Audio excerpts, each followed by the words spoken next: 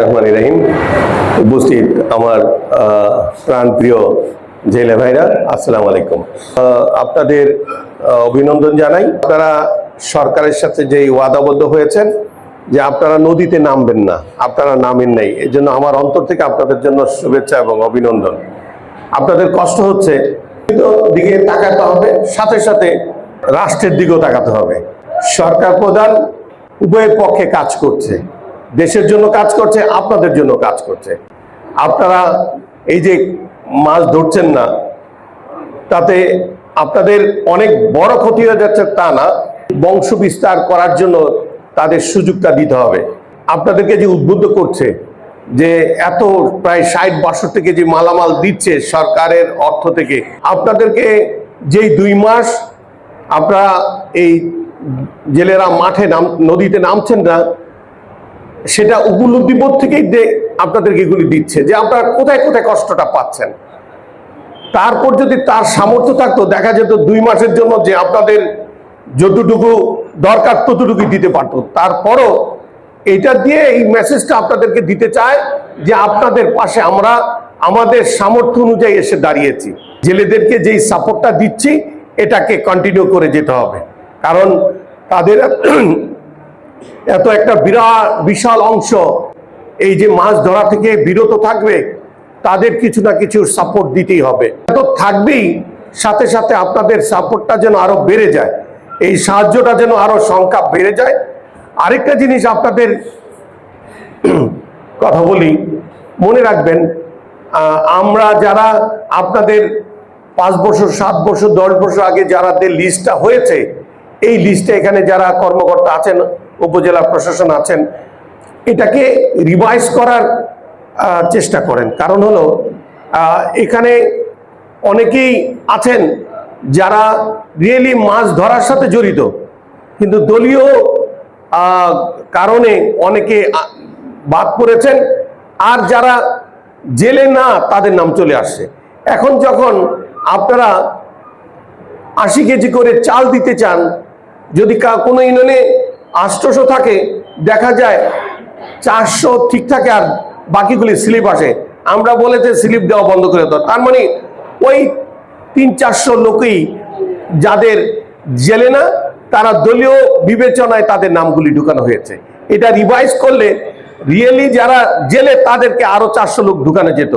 আমরা এই কথাগুলি আমাদের যে শরীয়তপুরে মহসিন অফিসার আছেন, কথা হয়েছে, ওনারা যে সিদ্ধান্তগুলি নিয়েছেন, আমরা ইচ্ছে করলে আমাদের উপজেলা প্রশাসনের কাছে দিলে, এটা জেলাতে দিলে জেলায় সেটাকে চেঞ্জ করে দিতে পারবে। আমরা মনে করি আমাদের অল্প সময়ের মধ্যে আমরা এইটা এক্সটেনশন হওয়ার সাথে সাথে আমরা এই লিস্টগুলি, অনেকেই বলছেন যে ওই যে আমাদের সভাপতি সাহেব বললেন যে চাই ধরে, চাই দিয়ে মাছ চাষ করে, বড়শি দিয়ে মাছ চাষ করে, সেও নাকি জেলে কাট পাচ্ছে। এটা ঠিক না। সঠিক করার সর্বস্ব চেষ্টা করবে যেন কোনো দুর্নীতি আশ্রয় না হয়। আমরা যার প্রাপ্য তার কাছে যেন পৌঁছে সেই ব্যবস্থা করা হবে ইনশাআল্লাহ।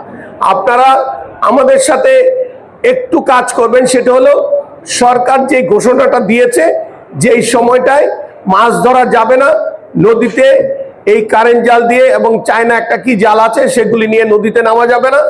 এবং যখন বলা হয় যে নদীতে আপনারা মাছ ধরতে যাবেন না, আপনারা যাবেন না দয়া করে। কারণ তার মানে সরকার আরো বেশি উদ্বুদ্ধ হবে যে এবার ইলিশ কত ধরা পড়েছে। ইলিশ আপনাদের যখন ধরার সময় আসবে, আপনারাই তো ধরবেন, তখন দেখা যাবে যে এবার এই সরকারের শক্ত অবস্থানের কারণে কয়েক লক্ষ টন বেশি হয়েছে। তখন সরকার বিবেচনায় নিবে যে এই আমাদের কথাগুলি এই সাধারণ মানুষ শুনছে এবং তাদের বরাদ্দটা বাড়িয়ে দাও। সাহায্য নিবেন, আবার নদীতেও নামবেন, এইটা করেন না। মাছ ধরে তাদেরকে যদি অ্যারেস্ট করায় আর তাদের নাম যদি জেলে কাটের লিস্টের মধ্যে থাকে, তার নামটা কেটে দেওয়া হবে ভবিষ্যতে, যেন জেলের এই যেই আপনারা সহযোগিতাটা পাচ্ছেন, এটা আর সরকারের কাছ থেকে এই সহযোগিতাটা পাবেন না। আপনারা যেই 2 মাস নদীতে নামবেন না, সেই নদীতে আমাদের ধারণা আমরা 15-16 হাজার টোটাল নড়িয়া সখীপুরের 15-16 হাজার জেলে আছেন। তো আমরা আপনাদেরকে আমার ব্যক্তিগত অবস্থান থেকে আপনাদেরকে কি করা যায় সেই প্রক্রিয়াটা আমি শুরু করেছি। আমি দেখব আপনাদেরকে ক্ষণস্থায়ী কোনো কাজের ব্যবস্থা করতে পারি কিনা। 500 টাকা বা 600 টাকা ডেলি হাজিরা উঠে, সেখানে যদি আমি কোনো কোম্পানির সাথে কথা বলে আপনাদের খাওয়া দাওয়া এবং কাজের যদি ব্যবস্থা করে দিতে পারি অর্ধেকের পয়সায় হোক, যে অন্তত এই 2 মাস আপনারা ওখানে কাজ করবেন, সেটা আমি অনেক দূর আগাচ্ছি ইনশাআল্লাহ, হয়তো আমি সাকসেসফুল হব। তো যে ওয়াদাগুলি সাধারণ মানুষের কাছে বলে ভোট নিয়েছি, সেই ওয়াদাগুলি বাস্তবায়ন করার জন্য তৌফিক রাব্বুল আলামিন আমাকে দেন। কিন্তু লাউ গাছ নিয়ে ঝগড়া করে আমাকে ফোন করেন না, ঠিক আছে? এরকম আমি অভিযোগ পাচ্ছি যে ভাই আমার লাউটা নিয়ে অন্যজনে নিয়ে গেছে, ওইটা দিলে যদি এরকম বলেন তাহলে আমার ফোন ধরা বন্ধ হয়ে যাবে। আপনাদের বড় কোনো সমস্যা যদি কোনো বিচার করে ঘুষ খেয়ে আপনাকে ঠকিয়ে দেয়, আপনার জমির আতাইল ঠেলে যদি একজন ঢুকে যায়, আমাকে বলেন, এটা সমাধান করে দেব। আপনাদের চরম কোনো অসুবিধা হলে আমাকে আপনারা ফোন করবেন, আপনাদের ফোন আমি ধরবো। আমাদের বিশেষ করে ইলেকট্রনিক মিডিয়া, আমাদের পুলিশ ভাইরা, আমাদের অফিসার ইনচার্জ নড়িয়া থানা, আমাদের প্রশাসনের অনেক লোকজন, আমার দলীয় নেতাকর্মীরা আছেন, আমাদের উপজেলা নির্বাহী কর্মকর্তা অনেক কষ্ট করে যাচ্ছেন, অনেক আন্তরিক, অনেক মানবিক অফিসার আমাদের এখন নড়িয়াতে যারা আছেন, সবাইকে আমার অন্তরস্থ থেকে অভিনন্দন, শুভেচ্ছা জানিয়ে আল্লাহ হাফেজ, আসসালামু আলাইকুম।